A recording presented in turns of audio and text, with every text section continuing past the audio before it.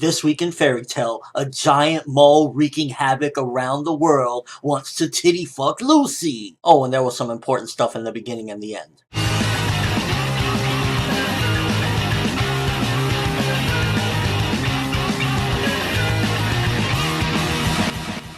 This week's episode of Fairy Tale, if it wasn't for the beginning and the end, but mainly the end, it would have been a completely skippable episode because it was mainly filler. About 85% of this episode, maybe 90% was filler. Honestly, it was just the last couple minutes and the beginning that was canon, and really the ending of the episode was actually very important. And it kind of upsets me that they put a very important moment like that in the midst of an episode that was basically a filler, but not even just a normal filler, because, you know, if it was good filler or whatever, that would have been fine, but it was about them going on a mission to stop some giant mole, and along the way, this giant mole falls in love with Lucy and just keeps chasing after her because of her jugs. I'm like, really, this is what we're doing right now. I will say in the beginning of this episode, when they were having the parade and whatnot, it was interesting once again going back into Gray's character, and honestly, he is one of the only ones that I truly feel is just a tragic character, because constantly tragedy is befalling him. He's always losing someone, something fucked up is always happening to him, and to kind of see that he's man enough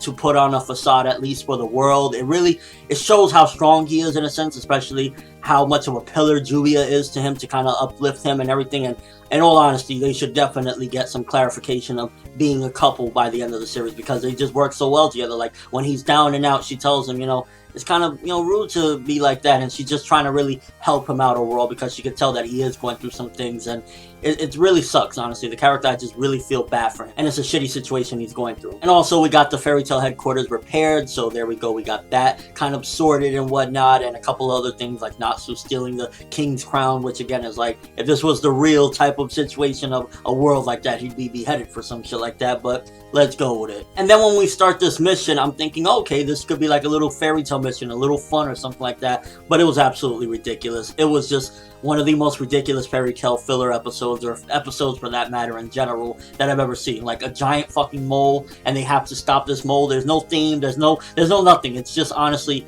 majority comedy, and it's just really supposed to be comedic. But the thing about it is, it wouldn't have been that bad if it was not in the midst of a really important canon part of the story. It's like they put a fucking canon piece at the end of this, so that way you like, well, let me just suffer through this so I can see what's important about the end, because they have like little foreshadowings of it, like you see Mavis crossing in the middle of them, like going towards their mission or whatnot. So it's like, fuck. I can't blame the mole. I mean, I'm not gonna lie, if I was the mole, I'd probably be trying to do the same exact thing. He has good taste in women, I'll give the mole that. But seriously, this episode was just like, majority of it was just crusty and pointless and trying to be comedic, but it just felt so out of this world that it was just like why are we having a sit down of, okay, Erza has armor over her tits, so the mole doesn't want her, and Wendy doesn't have any, he only wants Lucy. Like, why are we having a fucking part of an episode about this? And when they finally captured the mole and had him chained up and everything, for some reason I just imagined Sasuke from Naruto charging in with a Chidori saying, "Revolution!" Yeah, some of the stuff was that bad that I just started daydreaming about shit. But the end of the episode was a major setup for some awesome stuff to come, although I've heard that basically we're going into a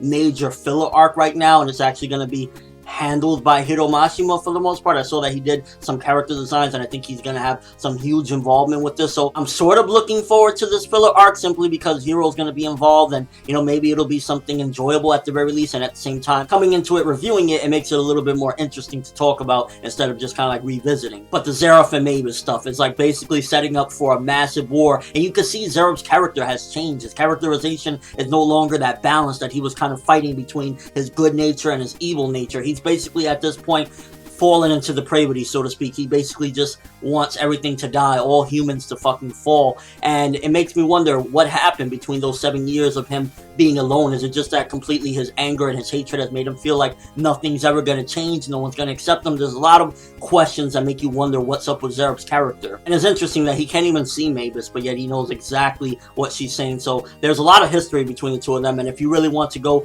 even further into it, there's this spin-off manga called Fairy Tale Zero that is actually telling the story of Mavis from the very beginning. So if you really get interested in that and you want to learn more about that, then I recommend reading that, because it's actually so far kind of enjoyable and interesting, to be honest with you. But yeah, that ending was actually very exciting. It's like, holy shit, like things is about to get real really quick. I mean, He still has that curse on him as well. Everything around him, if you notice, it was kind of symbolic of what he was saying and what he wants to do, and at the same time his powers like destroying everything around him. So that was nicely done, and overall the ending of this episode was hands down the best and probably the only reason to watch this episode, or just skip to the end, like the 20-minute mark, because that was great stuff. But everything else was just absolutely horrendous. I mean, the beginning was alright with Gray, but then 85 to 90% of this episode was about a mole that wants to titty fuck Lucy, and I was like, no. Everybody wants to do that, but we don't need to see an episode about it. And with all that being said, I'm gonna give this episode a 3.5 out of 10. It only gets those 3.5 points mainly because of the ending of this episode, because aside from that,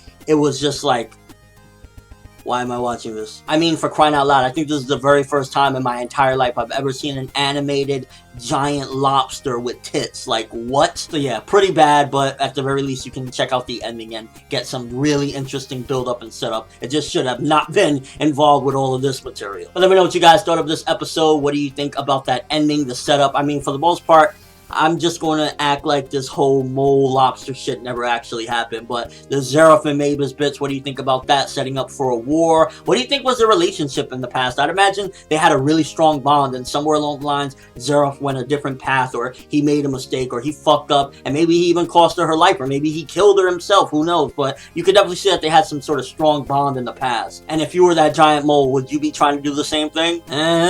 Your raw thoughts, but that's all I have for this review. Thanks for watching. Hope you enjoyed. If you liked anything I had to say or enjoyed the video, drop me a like. I'd greatly appreciate it. And if you haven't subscribed, if you could do so as well, that'd be awesome. I'm ForneverWorld, and as always, people, have an awesome day.